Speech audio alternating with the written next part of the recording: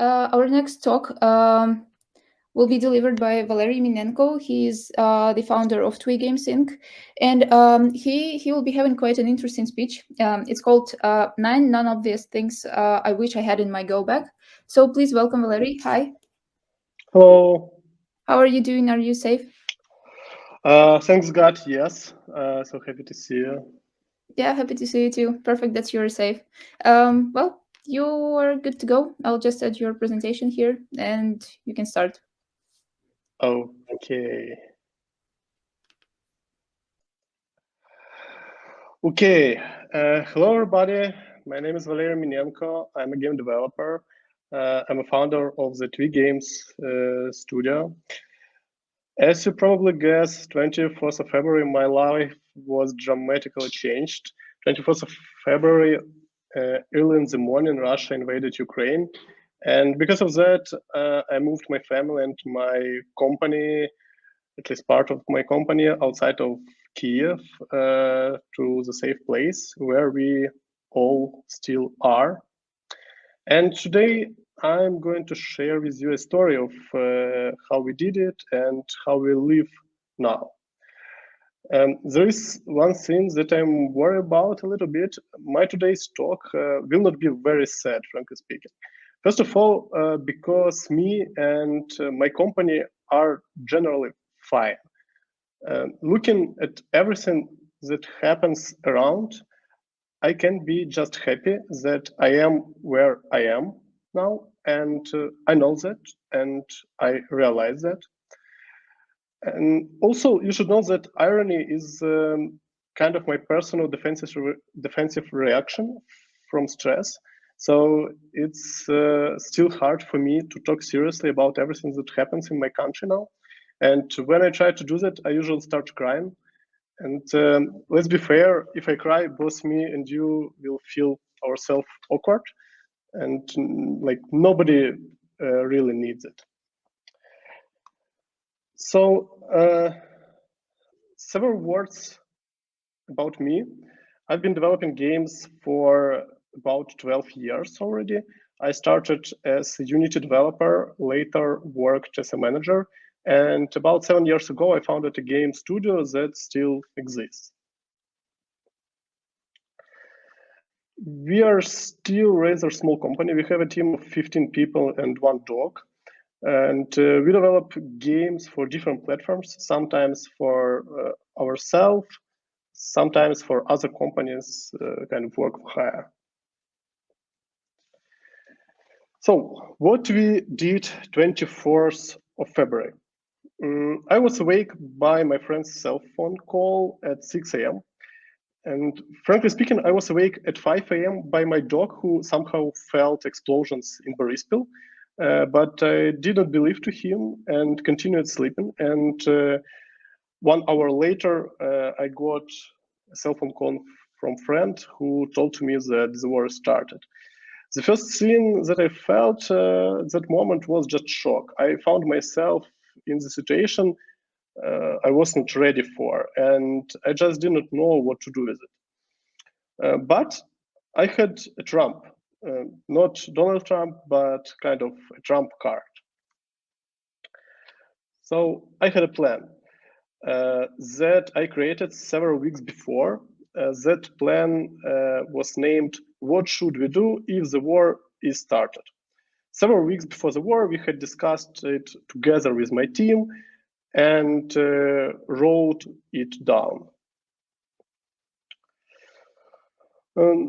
It looked quite simple. So we should grab our personal stuff, we should visit our office and grab our PCs, we should sit in our cars and move to Uzhgorod, and we must be in Uzhgorod within 1 day, and next day we must be in Slovakia. And the truth is that our plan was just horrible. Probably that was my most thoughtless plan ever. Really, I even estimate our projects better. So point one, grab our personal stuff is kind of fine. Point two, why did I think that I can grab all the PCs? Looking ahead, we took only 2 of them, and in that, I should say that they are absolutely useless for us. We use them as a kitchen door for my dog. That's how it looks.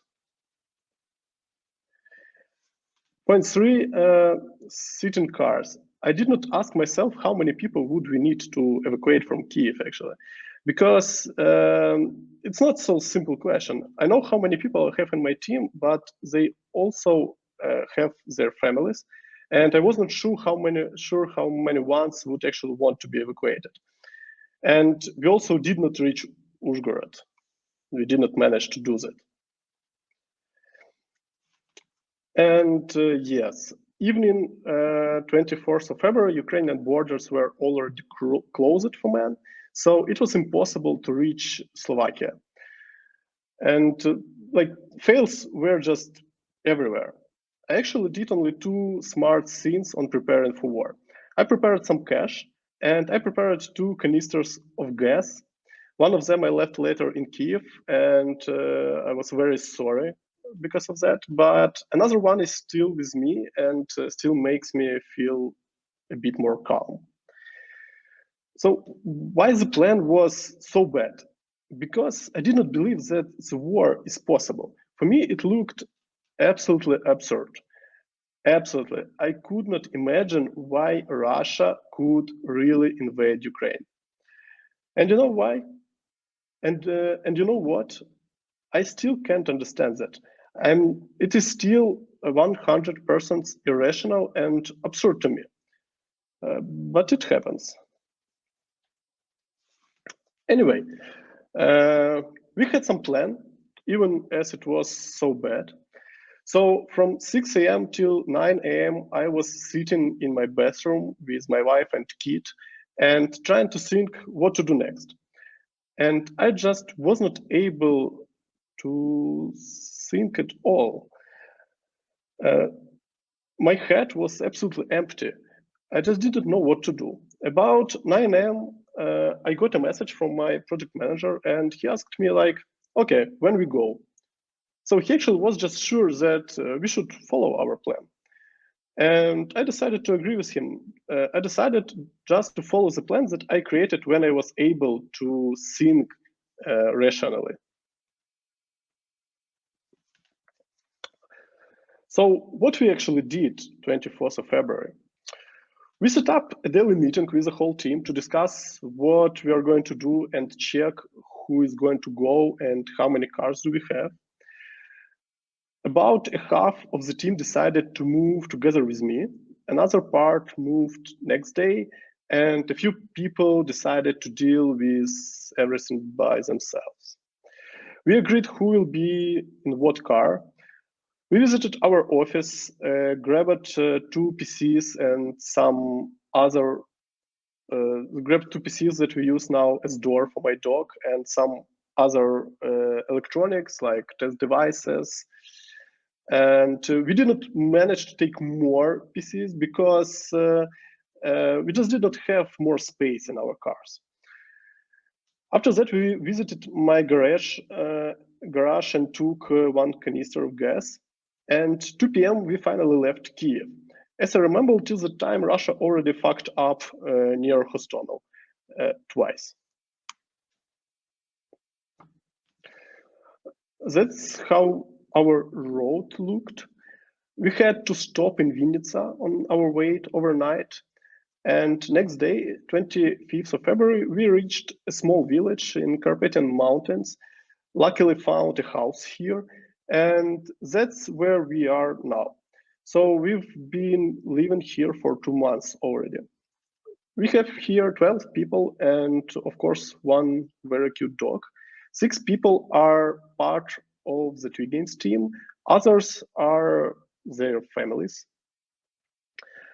I should say that during these 2 months, we settled down little by little. We bought a lot of stuff to make our life more comfortable. For example, we bought a new really good pen here, but there are some things that I did not take on me. and that turned out to be very useful in our current living mode here. And here are top 9 of them. The first one is the most useful thing, Sweatpants, or how we call them, треники. We live in quite specific mode. It is close to co-living.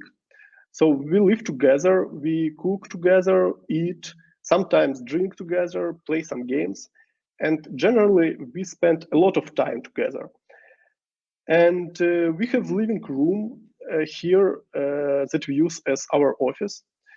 So it's quite weird and uncomfortable to put on jeans when you start your work day by walking from the bedroom to living room. But we are still not a family, so we can't move around in pajamas. And treniki is just a perfect solution, perfect fit. During this time, we bought 7 pairs of treniki.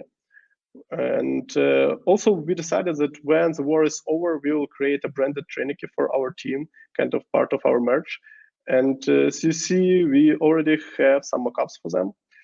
Our favorite one is number 5, the right one. But if you have some feedback for that, you can also leave it in comments. Socks. So you can ask, who will leave the house without socks? Nobody, and me too. But here is the thing. We live in a wooden house with a wooden floor, and that floor is not really polished. It's not smooth. And because of that, if you don't wear shoes or caps, your socks rubbed to holes. I already lost 5 pairs of socks during this time. And it's quite weird thing, you know. Most of people in our industry just wipe their pants, and we here just wipe our socks. I decided to not show actually socks with holes to you, but better to show our piece of our wooden floor. Yeah, so we live in a house in the middle of mountains, and that house has really thin walls. It's mostly made with wood inside. For example, when my kid runs down the stairs, it feels like an earthquake with 4 or 5 magnitude. And almost all furniture is made from wood, and it all cracks so much. So it's quite noisy here. I prepared several recordings for you, just to give you some understanding. Let's try to run. Yeah.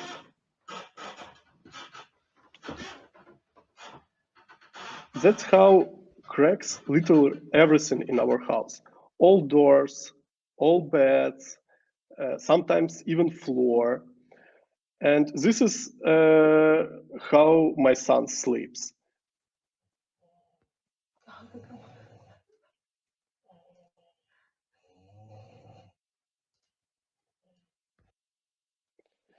And as a bonus plus,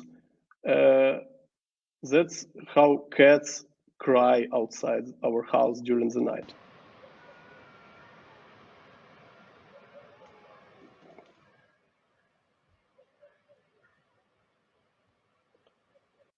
So yeah, spring is already here. I just hope that everything was fine with sound and you managed to hear it. The next thing is a good headphones. That's how we actually work here. Almost all people on the same table, and kitchen is in the same area. So we have a lot of small noises and sometimes smells around. Unfortunately, I can do nothing with smells, but I often think about my noise canceling headphones that I left at home. Yeah, and yes, Jesus on the wall watches our working performance. So when we arrived, we already had internet in our house, and as it must be, it was just bad. It took 2 weeks for my team to assure me that it can be because of the router, but not because of the internet itself. 2 weeks of suffering from working on mobile internet, and several days while it was delivering to us. And Bad news, now we have a lot of wires in our house everywhere. Good news, internet is rather good. It is obviously worse than in our office in Kyiv, but it is, for example, better than in our previous office in Kyiv.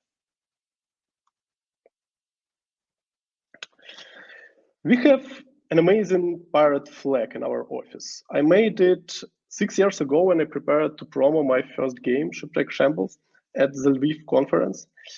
And after that, it always followed me. It does not do any good to me. It's not something useful, but it's kind, your home is where your toothbrush is, and my office is where is my flag.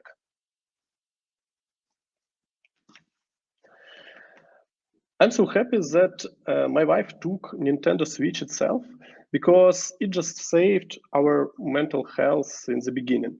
Like literally during first week or two, when internet was bad and stress was extremely high, we played it so much. All my family played Nintendo Switch. Me, my wife, my son. It just helped to abstract from all the news and everything that happens just for some times. God bless video games. I'm sure now that we game developers make very important thing.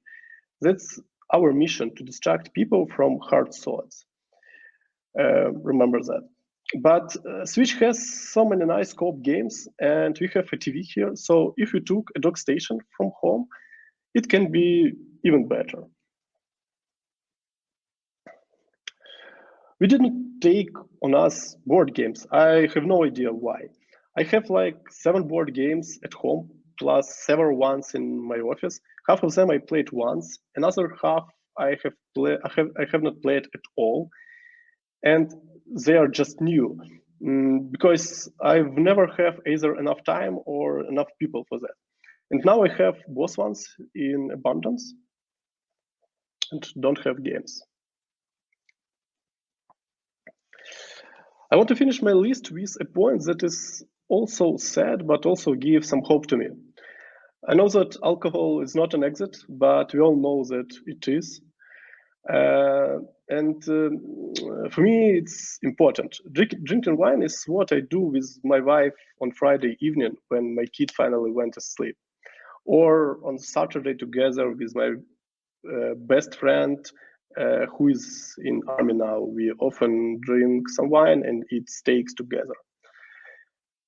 I never drink wine by myself, and almost always do it at home, not in bars or somewhere outside. So it is always about friends for me, and family and home. It's about comfort and safety. And I do have a favorite winery. My friends know that. I usually order there not bottles of wine, but boxes of wine. It's called Bekush, and here where it is located, right between Mykolaiv and Odessa. After 2 weeks here, I decided that I need to order some wine. Opened their shop and saw that it's not available anymore. Website looked just like a landing page. After that, I wrote to their Facebook page, and they answered to me like in 3 days and said that their shops don't work anymore. But for me, they would prepare a box and send it by email, right from the winery. It took another 2 weeks for the box to arrive, and as you probably can guess, I already ordered another one. Every box has like 6 bottles inside. And that fact that they still work and still send some wine to me, and orcs are just 100 kilometers from there. And today Russia actually said that they are going to take that area from Ukraine where they are located. But the fact that they still work, it gives to me some hope that my normal life still can return to me. Thank you very much. Donate to our army, donate to Ukrainian game dev, and if you're in Ukraine, you can order some wine. Yeah, sure. Please do that. Thanks a lot for the interesting talk, and it was really really cool and kind of relieving. Yeah. Okay. So I see that like people in the comments are writing that your Treniki idea is just perfect, and actually Ivan says that it was the first thing that he bought while in Uzhgorod.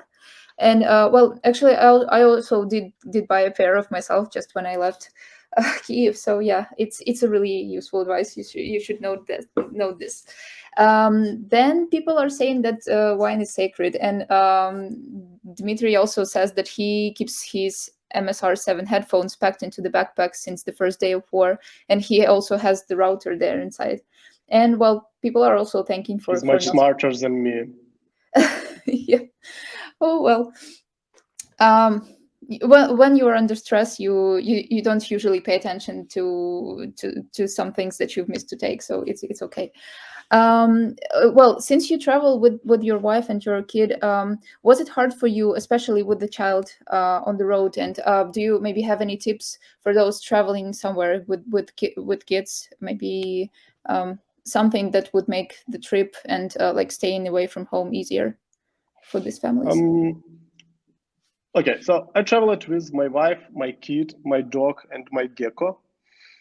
And I should say that all of them, I'm really proud all of them, because they took our trip very strong. And I have no questions to my kid at all. Like he is 6, and all the way from Kiev to mountains, like he was just a man. I hope that it doesn't sound like a sexism. So yeah, we stayed in Vinnytsia in an apartment of people whom we don't know at all. So and slept just to have some nap, for hours on the floor, something like that. And like all the road, my kid just tried to not to like he just how to say it? He did not cry or something like that. He just supported everything. So but all kids are like different, so I'm not sure that it can work with everybody. As for some recommendations, like as I told, computer games is a good recommendation for any kind of stressful situation. That things that you usually don't give to your kids can work really good, like video games, like cartoons, and so on. Several years ago, he was sick, and with how to say that, like cochlear. So it's kind of illness when you have like really heavy cough, I guess. Когда ты кашляешь. And we got a recommendation from our doctor, like, okay, during these several days, he can watch as many TV as he wants.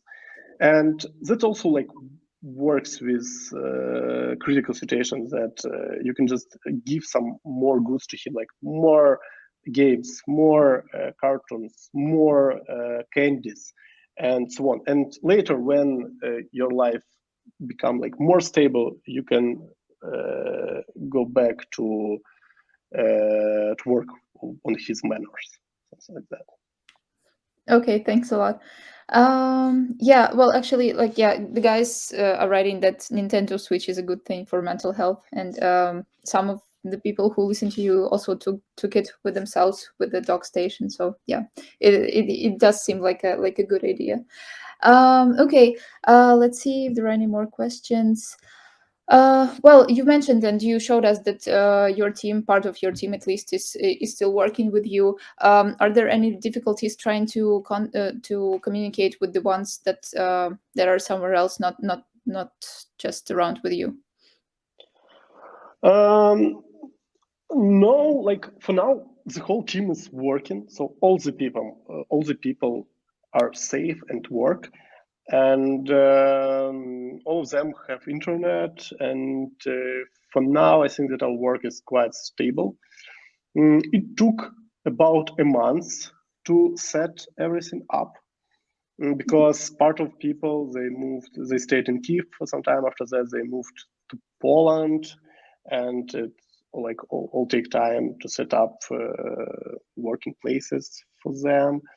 So yeah, but for now, I think that it's okay. That's perfect. Yeah, because sometimes people don't just lose connection because due to the problems with the internet or maybe some air raid sirens. So yeah, it's good that you are trying to keep up with your team, and it's cool that they're all always in touch with you. So yeah, I guess we are out of time, and I don't see any more questions left. So thanks again for an awesome talk. And we hope that you and all your team and your family are staying safe, and will stay safe for a while. So yeah, we hope for the best for Ukraine, and good luck. Actually, we are not out of time because I took a 1 hour slot and made a quite small presentation. Yeah, I'm so sorry sorry. for that. Yeah. Oh, that's fine. Oh, I guess I missed that. Okay. But if you don't have any more questions, maybe you can have just an additional break. I don't know. Okay. Yeah. I just. Yeah. I didn't notice that. Yeah. Well. Anyway, if guys, if you have any more questions, you still have some time to ask them, and I will just read it out loud anyway. Maybe we can just wait for a couple of more moments, and then I can let you go, if that's fine. Okay, then I can go. Yeah. Yeah, I think so. Yeah. Well, if anybody has questions, I think people know how to contact you and where to reach out. Okay, perfect. Thank you very much for inviting. Yeah, thanks for nice joining us today. Yeah. Okay. Good luck then. Bye. Bye-bye.